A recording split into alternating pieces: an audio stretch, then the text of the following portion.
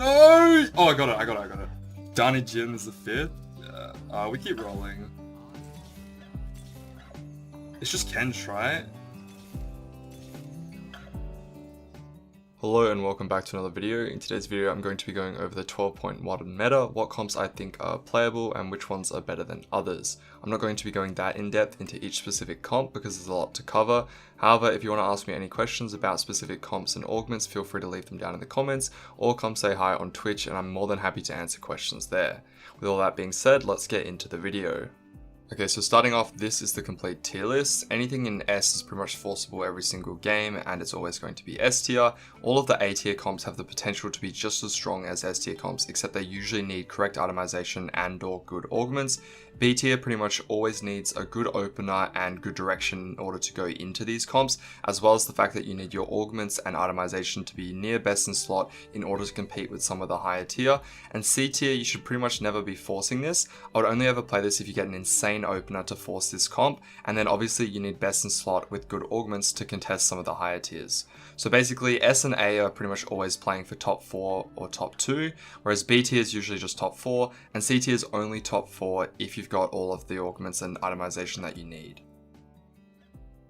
Okay, so starting out with Jhin, which is a very forceable comp in the current meta, you're going to be playing around Jhin Orianna, and then when you roll down at 8, you're either looking for a 2-star Braum or Scion, whichever one you hit you can just play, and if you get a Blitzcrank you can actually play both of them as your frontline. This comp does a lot better if you get either a Sniper or a Scholar augment, as this means you can either drop Caitlyn or Lissandra just to free up an extra slot, so it's basically like getting a Fawn. As for the Sniper, you can either run Caitlyn or MF, although in some lobbies when there's lots of challenges and sins, you don't actually need Sniper bonus in. However, having the Caitlyn allows you to run Jace backline, and that gives you the Enforcer bonus. You're pretty much always running Janna, which means that you want to run Blitzcrank for your scrap synergy, and then Blitzcrank synergizes really well with either Braum or Scion, as he gives Bodyguard and Protector, and in some instances you can run both. However, sometimes if you don't hit Scion 2-star, it's better to just run Braum and Jace as your frontline, as this way you can fit in a lot more units. You only ever play Scion if that's the unit that you actually 2-star on your level 8 roll down. If the Socialite Hex is good, then you can run either Tarik 2 or Seraphine 2. I wouldn't recommend running both unless it's just temporary, and only if Jhin can actually utilize the Socialite's Hex. Remember that 2 Socialite got nerfed, so it's not as strong in the current patch. Best in slot for Jhin is Giant Slayer, Last Whisper, and IE. However, usually you can be flexing between Last Whisper Runas, which is okay on Jhin. Some other great options are some defensive items such as QSS, GA, and BT. QSS is my favorite because it allows you to corner Jhin, and if you've got Sniper in, then this just gives him more damage. GA is not that great in the current meta because by the time Jhin dies, he's usually going to come back with 1 HP and then just die straight away. So if you're playing around Legendary Flex and you get a lot of AD items, you can actually run Jace as your carry. If you can manage to 2-star him, then it's an extremely strong board, and it's pretty similar to the Jhin board. You're basically running the same units, whichever 4 cost 2 stars you hit, and then having the Jhin Orianna actually allows Jhin to be a second carry, even if he doesn't have all the itemization on him. And with Jace backline carry, you pretty much always want QSS. This is because his animations take a long time to cast, and if you've got that QSS, it just means that he's not getting interrupted, lowering his DPS. Items like Last Whisper are really good for shredding through the front line. If you don't have a Last Whisper, then you need a GS, and then you can just run a 3rd damage item on him. If you're running Last Whisper, then obviously IE is pretty good, but you can pretty much run any damage item on him. Blue Buff's also really good because it allows him to instantly cast, as well as the fact that he only has 60 mana, so he's going to be shooting out lots of orbs in a short amount of time. Next up, we move on to the other 5-cost flex. So if you're flexing between any of these carries, it's similar to the last patch where you're pretty much just going GA, Archangels, and Morellos, as these can fit onto pretty much all of the carries, except there are a few conditions to look out for. Usually you're playing around Socialites, so which carry you pick depends on which one you hit, but also whether or not the Socialite is at the front or at the back. If you've got an Akali, she can go anywhere. Kai'Sa and Victor need to be at the back, whereas Kai'Sa can be a little bit further up front, and obviously Tahm Kench is in the front. Tahm Kench doesn't want Morello, however pretty much all of the other units can hold it. Victor would prefer to have a Shojin as he has a very high base mana, and as for Tahm Kench, his 3rd item can just be pretty much any tank item. Otherwise you can go for something like a Hex deck if you want him to have extra healing, and this way he doesn't necessarily need 3 Socialite with all of this healing. If you're playing around Akali, then you just throw in a Shaco and a Braum to give you the Syndicate plus Sins. TK doesn't really need anything, you're just playing whatever 4 cost you hit, which ideally consists of a strong frontline. You don't need any synergies on him. Ideally, he's just farming with Socialite, giving you as many items as possible, and you just feed him the stats that you need. Ideally, it's going to be AP, but if you have an Archangels, then he doesn't really need the extra AP, and you just farm items, and that's your win con. If you're playing around Kai'Sa, you can go dual carry with Fiora and Jace. Otherwise, if you don't have any carry items, you can just throw in a random Camille and Orianna, as the clockwork helps the entire team, and then you're just playing around stall units.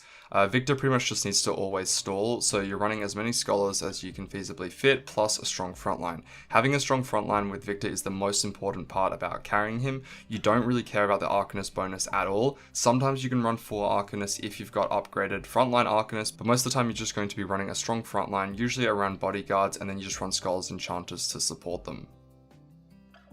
5 Innovator recently got a buff, and so if you get yourself a soul, it's really easy to play the comp because it's vertical. You're basically just picking up all of the Innovator units and then anything that synergizes along with it. If you have the Innovator soul, then you're playing 5 Innovator during the mid game, and then you're pivoting into 7 as soon as you get lucky and find that Jace. You can stabilize by carrying your Heimerdinger, Seraphine, or any other units that synergize with the ones on the board. If you don't get 7 Innovator, then you can stabilize with Seraphine and Orianna carry and then just pivot into a legendary flex board from there. You never want your final board to be 5 Innovator though, you always pivot into something better. With Lux, if you're playing vertical Arcanists, you pretty much always want Dual Gauntlet IE and Blue Buff. If you can't get the Dual Gauntlet IE combo, then you can play other items such as Giant Slayer, Rabadons, or Archangels, but this just means that you're playing less Arcanists as you're not multiplying the extra AP. You're always running Yordles in this comp because 2 out of the 3 Yordles can be Arcanists, and this gives you a lot more econ and gives you a very stable early to mid game. Then you're pretty much just pushing levels and going fast 8, rolling down for your Lux. You always want to have an Academy, which will be Yuumi Scholar, as it's such a great unit anyway. You can play around Bodyguard frontline with Leona Braum, however usually your win con is going to be 3-starring your Vex and 2-starring your Lux with these items. The reason I don't like this comp is that it kind of requires best in slot and some good augments, but if you get an early Arcanist spat and you've got lots of good item components which can lead into a Lux board, then this is a fine option. It is a bit of a hit or miss though, as if Lux doesn't get a reset on her kill, then you can lose by a lot of units, so just play around this comp if you've got the augments and the itemization only. With the Challenger board, nothing has changed since my Yone guide, however in this patch you can now carry Fiora or Yone. So Yone likes Last Whisper Runins, his best defensive item is QSS, however GA is also still fine. However, if you don't get any Yone items and you get things like Giant Slayer, GA, Titans, Archangels, you can throw them on Fiora and have Fiora as your main carry. You're basically playing the same game regardless of who you're carrying, however now you have the option to either fully commit to the Fiora carry or have a dual carry with Yone and Fiora. With a Heimer comp, you're 3-starring Heimer, Andor, Vex, Lysandra, and Taric. You don't run Taric if the Socialite spot is bad, but if you stay level 7, there's 4 3 costs that you can roll for. You don't have to 3-star all of them except for Heimerdinger, and whichever ones you're just high rolling the most of, you can 3-star and put your frontline items on Vex, Lysandra, or Taric. You're running as many scholars as possible, and of course you're running Yordles to generate that econ, and it also can give you a chance to spawn Heimers and Vexes. Lulu is usually going to be your final one, however you can run Ziggs as your other Yordle instead. Then you're just running support units like Janna and Orianna, and of course Yuumi if you hit her. You can push to level 8 to give you better odds of hitting your 4 costs, but if you need to, you might want to stay on level 7 just to guarantee that you 3-star your Heimer, as if you push level 8 and don't have enough gold to hit 3-star Heimer, you can bleed out quite quickly during stage 5. There's not much to say about this board except for the fact that Heimer's increase in range actually makes him a viable carry in this patch. Make sure that you definitely have a blue buff and then you can run 2 extra AP items, preferably Gunblade and Giant Slayer, as Gunblade allows him to heal his Vex, Lysandra, or Taric, and then the Giant Slayer is because Heimer's ulti will often get stuck on units such as Colossus, so you need to make sure that you're shredding through the front line as well. Imperials got buffed in the recent patch and there's a few different ways of playing it. If you get an Imperial Augment early, then you can just 3-star your Talon and Swain by staying level 6 and then carry your Talon. However, if your items don't really match that, you can push levels and 3-star your Samira and then you play 5 Imperial. And if you get an Imperial Augment, you can even push level 8 and then just carry an Imperial Fiora as she synergizes really well with these items. In terms of itemization with Talon, you pretty much always want RFC as it was recently buffed, so it's really good on Talon right now. You can run things like IE and Gunblade. If you don't have Gunblade, you can run an item like Hodge just to give him a little bit of healing. And of course with Samira, there's quite a few different options, but mainly you just want BT and Last Whisper. She kind of needs the healing, and then with the Last Whisper you can run an IE. However, if you're going to run backline Samira, then blue buff's also acceptable. And the sin that you throw in to enable Talon to crit doesn't really matter. Sometimes it's even just going to be an augment. If you can get an early Syndicate Heart or Crest, then it's really easy to force this comp. There's 2 ways of playing it. You're either going for 7 Syndicate with Akali, which means you'll be carrying your items on TF early. He can hold on to all of Akali's items such as GA, Archangels, Giant Slayer, Morello, and more. And then the other way of playing it is you're going to be playing Shaco 3-star, which means you're going to stay level 7 and roll down for Shaco 3. Personally, I think that the Akali method is a little bit more high roll and the Shaco one's a little bit more consistent. However, it just depends on your itemization. With the new changes to RFC, Shaco's really good with RFC. His best in slot is probably Last Whisper, and then your third item is very flexible. If you have an RFC, you don't really need another defensive, but defensive options include GA and QSS. You can even go BT if you don't have the RFC, and Runin's works quite well on him. IE is also good. Remember that TF can hold on to all of Akali's items except for IE. IE would rather be placed on Shaco during the mid game, and then you could just move it on to Akali later by selling the Shaco and finding a replacement one. There's not really too much to say about the other units you need to run, as you're pretty much just running 7 Syndicate or 5 Syndicate depending on how many hearts you have. All the Syndicate units are useful except for TF, as Zyra gives Scholars, Darius and Braum obviously share Bodyguard, and then of course your Shaco and Akali synergize to give each other Sin. And finally we have Seraphine Orianna carry, which is really strong because it allows you to slam lots of chalices early to win streak, whilst also being able to have a strong board late game. You're going to be carrying either your Orianna or your Seraphine and then just putting chalices on the other unit. Then you can throw in a random 5 cost which can utilize this extra AP, such as Tahm Kench, Kai'Sa, Victor, or any of the others. The easiest way to stabilize with this board is by playing around 5 innovators during the mid game, and then you just pivot into a legendary flex board utilizing units such as Janna, maybe Sion 2, Braum, Blitzcrank, any of the units you've seen in the other strong boards. This is an extremely innovative board, meaning that you have to change the way you play every single game. However, if you're a strong player that's comfortable with flexing, then it's a very strong way in which you can utilize Chalice to guarantee a top 4, and then move into a board which utilizes strong units. 6 Yordles recently got buffed. What's actually better about this comp is now that Heimer has 4 range, you can comfortably carry him. With Heimerdinger, of course, same items apply for when you're carrying Heimerdinger with Scholars, and sometimes you can even carry Tristana with this build, basically just using Jhin items, but Tristana's pretty flexible with attack speed and AD. When you're playing this comp, you need to 3-star your Ziggs and Poppy, so you're staying level 5 to do so. Then you actually want to go level 7, not level 6. This is because you'll get better odds for Heimer and Vex, which are your carries, and make sure that you're itemizing Vex, not your Poppy.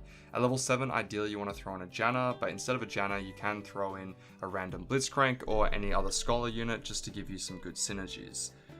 Once you get your Veigar, you can either play him at 8 if you have items for him, but what's actually better is sometimes if you just sell the Veigar, you get really good econ, and then you can push levels such as 8 and 9, using that 5 gold every turn, and then just play another random unit. I only ever play this comp if I get so small and I start the game with an insane amount of Yordles. Otherwise, it's a comp that's a little bit high roll, and if you don't get a hold of all the Yordles early, then it can be a little bit tricky as you'll be playing down a lot of HP before your game even starts. Usually I just use Tristana as an item holder for Jhin and then pivot into Jhin at 8. However, if you hit a lot of Tristanas early, then you can actually look to 3-star her. When you 3-star your Tristana, you're staying level 6, which means it's very easy to 3-star your Lulu as well. You can even go for a 3-star Blitzcrank if you happen to high roll a lot of him, and because you're playing Yordles this whole time, 3-starring Poppy is also in the question. Running Tarek's a really good unit if the Socialite spot is somewhere where Tristana can utilize it, which means it has to be in the back row. Tristana can use a wide range of items, usually it's just going to be Last Whisper, Runin's and IE, however you can throw healing on her if you would prefer. If you don't 3-star your Poppy, then you swap over the tank items onto a Braum once you push levels. Your sniper's going to be Caitlyn or MF. Once you push levels, usually you want your sniper to be Jhin so that you can throw in Orianna to give yourself clockwork.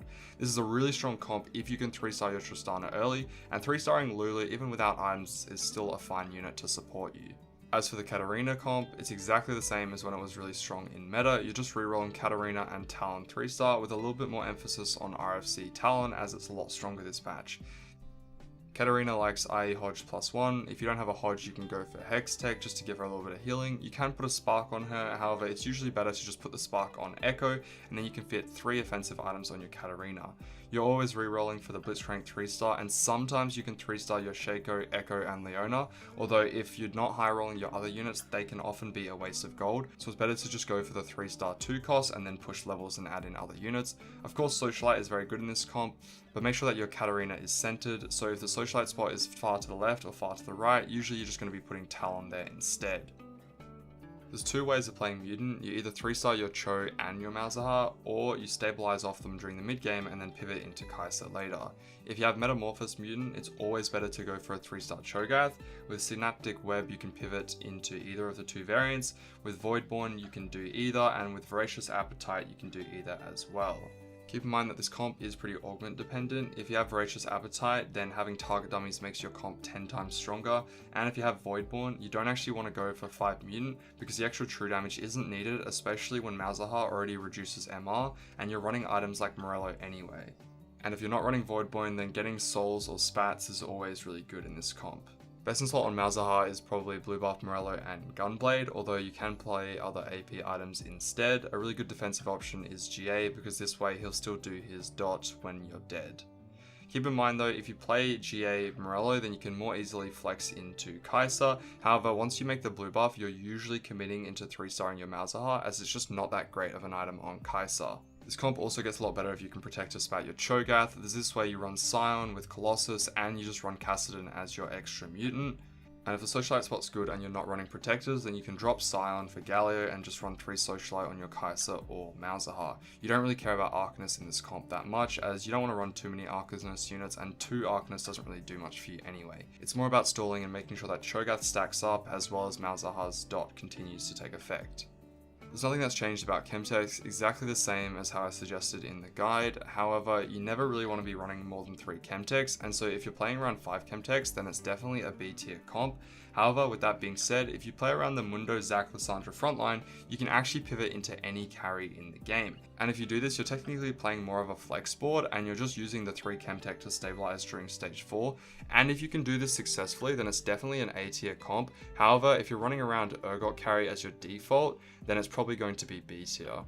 Urgot of course uses Last Whisper Runins. You can throw in a Shiv, GA, QSS, BT as defensive options as well, and pretty much any of your frontline items can go onto Mundo, Kench, or Lissandra depending on which one you upgrade first. Morello on Lissandra is your best form of anti-heal, otherwise a Sunfire on any of your bruises is fine.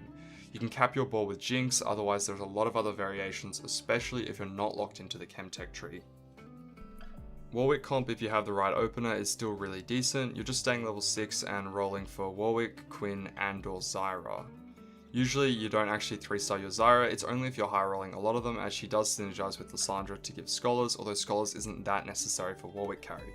Warwick absolutely needs QSS, and then Titans is another great option. Your final best in slot is probably going to be Rageblade, however Shiv is a fine option as well, although ideally you actually just put your Shiv on another unit and then you can 3-star your Warwick with the Rageblade.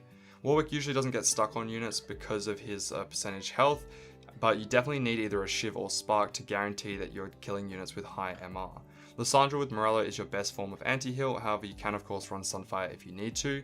If you don't 3-star your Quinn later, you can actually play Camille as your challenger and then throw in Orianna for Clockwork, and you're pretty much just playing vertical Chemtech at this point.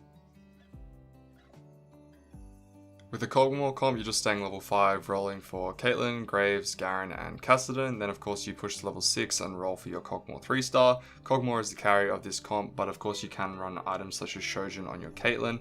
And then your main tank is either going to be Garen or Kassadin. BT works well on Garen, but most of the time you're just going to be stacking your tank items on Kassadin. And then you throw in a Malzahar and or Blitzcrank at 6 or 7. If you have a mutant spat, it's quite nice just so that you can get your 3 mutant in without actually having to run the dead Malzahar. But otherwise this comp just revolves around hitting a lot of the units early whilst having a decent amount of bows, because you want to be running Rageblade, Giant Slayer, and Shiv, plus 1 healing to swap out with one of those bow items for your Cogmore. With Twitch reroll, you're just rerolling Twitch and Singed because they're both 1 cost. Twitch can utilize pretty much any of the assassin items such as Last Whisper, i.e. Runins. You can even throw a blue buff on him because he has a low mana cost. And keep in mind that he has built-in anti-heal, so sometimes you don't even need a Morello or Sunfire with this comp. Once you get him, you're just pushing levels and playing vertical Chemtechs from his spot, and you can cap your board out with legendaries if you can get to level 8 or 9. Otherwise, you're not really going to get any stronger by rerolling for other units. It's a pretty simple comp, it just revolves around hitting a lot of Twitch and or Singed early, and keep in mind if you have a loaded dice opener, you can actually use it on the Singed and or Twitch to guarantee that you get a lot of them at the very start. Starting the game with a 3-star Twitch and or Singed is usually a good way to secure a top 4 in a prismatic lobby. And finally with Trundle, if you happen to start Cloak and then you get stuck with a lot of Trundles, you can actually play 3-star Trundle. The reason you need so many cloaks is because his best in slot is always going to be Runins and BT, and then the final best in slot in my opinion is QSS. However, you can run Titans if you can't get a hold of that many cloaks. The way you play Trundle is you want as much frontline as possible, because eventually Trundle will keep scaling to the point where he's one-shotting everything. So of course, the more bruises you have, the better. You can pretty much run all the bruises you get, and you're mostly playing this comp when you get some extra bruiser augments. The scrap that you run with this comp is of course going to be Echo, because it gives attack speed to the entire team, which is really beneficial for Trundle, as he also slows down the enemy team, just stalling out even further. If you manage to get a 3-star Vi whilst you're rolling for your Trundle, eventually you do want to throw in a Jinx, and then you can throw in Jinx and Janna for that 4 scrap shield, which also is quite good for your comp. Although more often than not, you're not actually going to get up to this point. You're just going to 3-star your Trundle and Vi, and then sometimes you can 3-star your Lissandra and Zac, running 3 Chemtech once you get that Mundo. You can 3-star Alawi on occasion, although it's quite rare. Your anti-heal is best on the Echo, as his Morello can be applied to most units. And then when you're scrapping your units, you usually just want to use that half component left on Echo, as that way you can guarantee that you have 3 best in slot items on Trundle. And that is the end of the video. Despite me trying to keep it condensed and not go too in depth into each comp, it still ended up being quite long. But let me know what you guys think of it, as this is the first time I've actually done a summary of a patch and gone over more than one comp in a single video. Regardless, thank you so much for watching, and as always, I look forward to seeing you in the next one.